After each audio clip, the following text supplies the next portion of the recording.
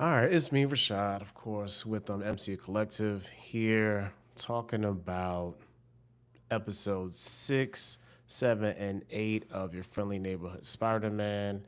And of course, we get into all the spoilers and all that stuff. So I just wanted to go live because friend of the pod, Antonio, is stuck in the snow and he's not gonna be able to make it today. So I just wanted to do like a real quick and dirty version of kind of just reaction to what I saw, how I felt about it, and really just going over some of the themes and things that are happening right now. So we got episode 6, Duel with the Devil, episode 7, Scorpion Rising, and episode 8, Tangled Web. These episodes act as a companion piece to each other, so they're like this nice little triumvirate of a group. And yeah, man, I really am enjoying this series. Like I said last week, all the Peter stuff is like really dead on, and they are nailing what Spider-Man and the issues and troubles he has, because Spider-Man is, of course, always a tortured soul because he wants to be a friend, he wants to be, a nephew, a son, he wants to be a lover. Sometimes when he's older, of course, and he can't have it both ways. So we have Spider-Man trying his best to be the man. And when he's being a man, he's not doing a good job at it because at school and at home, he's hiding things from his aunt. We see an episode he gets crushed. The scorpion wholeheartedly beats his behind and basically incapacitates him. And Norman Osborn has to save him. And then we get another little Easter egg because we get the Green Goblin little, what's that thing called? Like the the thing, little hoverboard that he flies on. Like we get that to come save him. So that was a cool little reference too. Also, we get the hint that gamma radiation is what's being used to fuel all of Doc Ock, Doc Ock's weapons, which I I theorized earlier. I said, yo, if there's gamma radiation involved in any of this, then we can get Hulkling from Amadeus Cho, which seems like it's going to be the thing that happens. So I'm kind of happy with that as well. Like they're doing a really good job of writing this and subverting some things and just being very blatantly open about others. And it's really interesting to me because I'm having a really enjoyable time looking at how they are maneuvering their way through writing this whole series. One, especially in episode 6, how we got the whole duality of Lonnie being kicked off the team, and then Peter coming home, finding Harry and Nico, and basically now he's being outed to Nico, and that whole like trouble with my family, trouble with my friends, and just seeing this some diverging path of going into evil and then going into good with Spider-Man, and by the end of the episode before Tombstone. So if you have anything to say about like Tombstone, like I did, and of course it feels a little weird, but I understand the storyline. Like I would not want to see that good kid in a mad city go bad, but they had to do it for the show. When it comes to him being more comfortable with the gang and saving, basically getting his girl caught up in it too. And you see how now there could be like a little love triangle thing going on between him and Nico and possibly his girl. So what's up? How you feeling? So like it's really funny to see that whole thing kind of develop because you already know he had like a little boyhood crush on Pearl. And now Pearl is available and also a little bit hurt. And unfortunately, a trope that we get a lot of times when in media is that the girl that's hurt and then she basically gets with the first person that they see or the person that's gonna show them attention. And we already know Pete already want to be with her anyway. And the fact that we have Harry and Nico getting close it's like the friend of my friend, and then those two friends get close. Now we're gonna have maybe a little hookup between Harry and Nico. We already got that funny scene. Oh, and we also got Nico showing her powers too.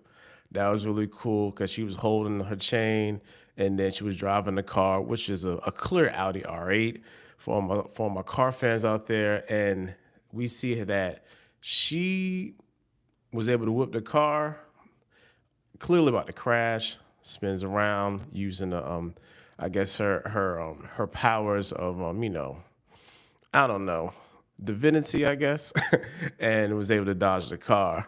So the funny thing is too, I'm trying to realize like or understand, okay, because there's a lot of stuff going on, especially with these side characters. Are we gonna have several seasons of this? Because this could easily spin out into its own thing. And to be honest, the way that this series is being constructed better than What If. And I like What If, especially season one and two for the most part. Season three, not as much, but they're really coming off the heels of X-Men 97. Hey, bless you too. They're coming off the heels of X-Men 97 being spectacular. And we got Bo DeMayo making videos on YouTube about the situation, but that is what it is. But I'm real curious to see if I'm real curious to see if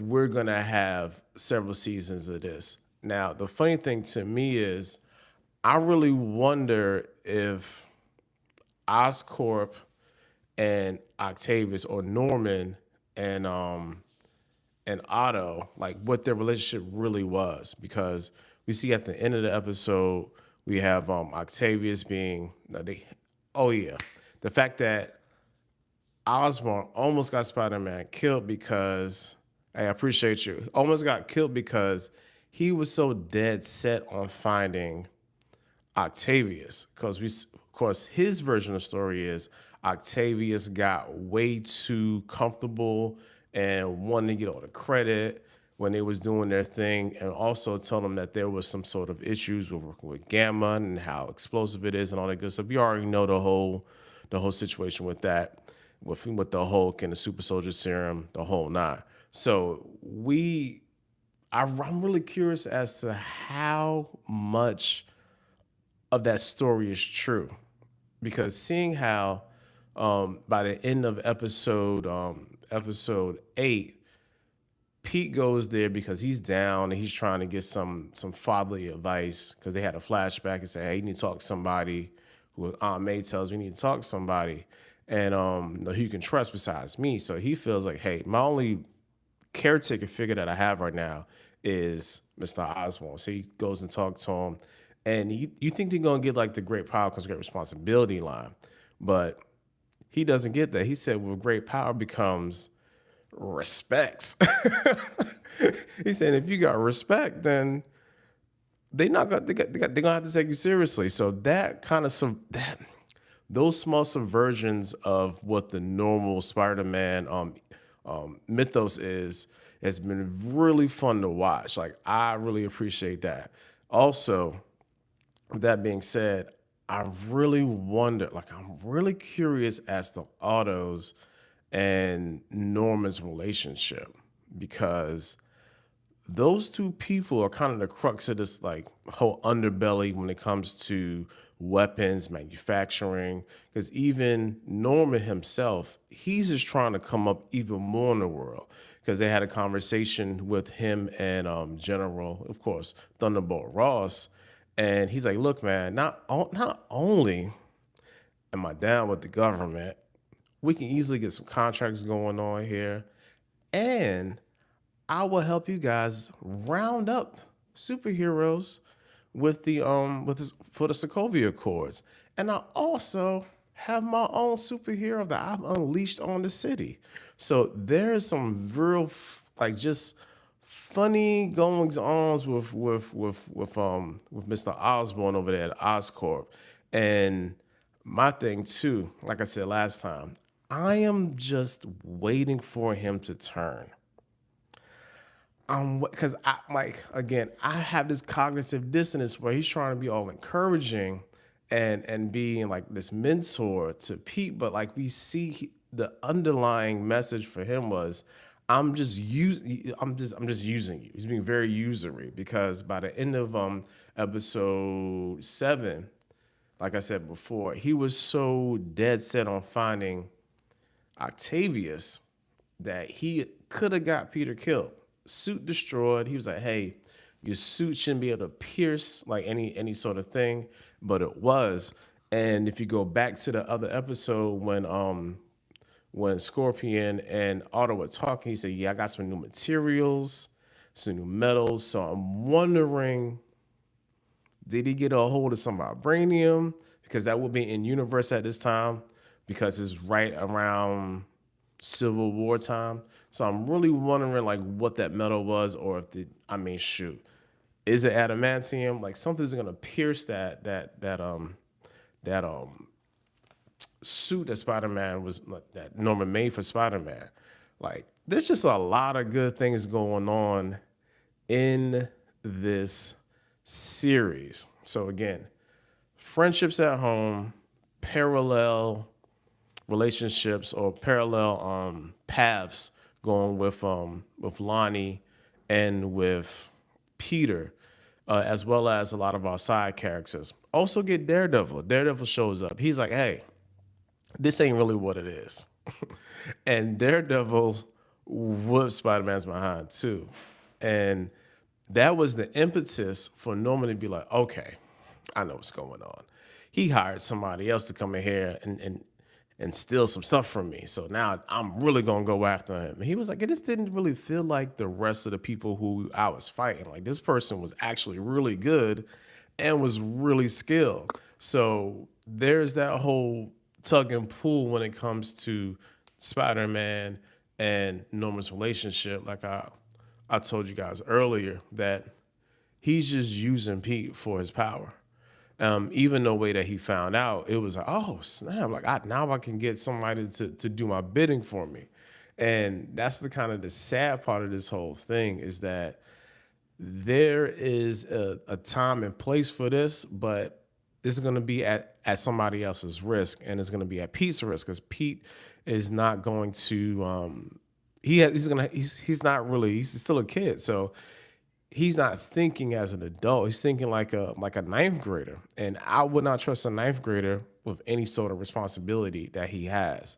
But the only good thing that they're keeping when it comes to just the Spider-Man mythos is the fact that he still has his sense of duty and responsibility when it comes to his friends and to saving people. Because by the end of the episode 8, he's back out in the street trying to help people. Crazy part is when it comes to like the Scorpions and the 110th Street gang, like their little involvement. I'm not really a huge fan of that, but I do understand that they're kind of used as unfortunate plot devices to help the story move along for Lonnie and for Pete. Excuse me. So like I'm really trying to see how Lonnie eventually becomes the actual Tombstone. Like, is he's going to take over by the end of the season, or he's going to be like a number 2? Because right now, like they respect him a little bit, but he's kind of still paying his dues in the gang. Like even though more and more Big Don is like giving him his props and his respects. So I'm having a really good time just watching this unfold. Right now, we only have 2 more episodes left in the season. It's Hero or Menace, and If This Be My Destiny. So obvious title names. Episode 9 is gonna probably deal with Spider-Man and the public's response to Spider-Man, because Hero Menace is like that's very ominous. So some people are gonna be loving him, people are gonna be hating him, and also I really want to see how Nico responds to knowing that he's Spider-Man and how their relationship either evolves or devolves, as well as is Norman that's the question I'm gonna ask. Is Norman Osborn going to be the Green Goblin by the end of the season? We already got the hoverboard popping in there. We already have him showing like shades of evil. Like telling Peter that again, that with great power comes great respects. Like that was a very ominous line. There was a shift in the music, shift in his demeanor. Coleman Domingo's doing a great job as Norman Osborn. He even said, "Hey man, I'll be Norman Osborn in live action too if y'all want me to." Because somebody asked him like, "Were you on the short list to be Kang?" And he was like, "I didn't really want to do that because I wanted to have my own character from the ground up." Very respectful. And Coma Domingo is really doing a really good job. Even the voice actor for Spider-Man is doing a really good job too. It really feels like he's a reluctant teenager just trying to do the best he can with what he has. Also, looking at this from just a story perspective, this season is typifies the hero's journey. Of course, the monomyth, Joseph Campbell. We went to like the darkest or the deepest pit or the darkest part of his journey, and now he's coming back out of that with the magic elixir or the weapon or the thing that's gonna help him slay the villain, which is going to be his final suit, the suit that he sketched out on paper. Shout out to Harry for actually making it for him and listening. Like, even though like Harry may end up being Hobgoblin, he's being a good friend now. Like, I'm really curious to see who's gonna turn. Like, that's like my main thing. Who is gonna turn next? Also, like, is man, because we got so many people that can change. We got the gender swap Connors. We got hopefully Hulkling with Amadeus Cho. Like, he can end up using the gamma radiation. We already seen him being super cocky. Anyway, like he can end up and what I'm saying, like, gets a hold of gamma radiation and boom, turn into the Hulk for this series. Like, that would be real dope to me. Like, there's like they've planted so many seeds in this show that they can spin this out and turn it anywhere. Like, if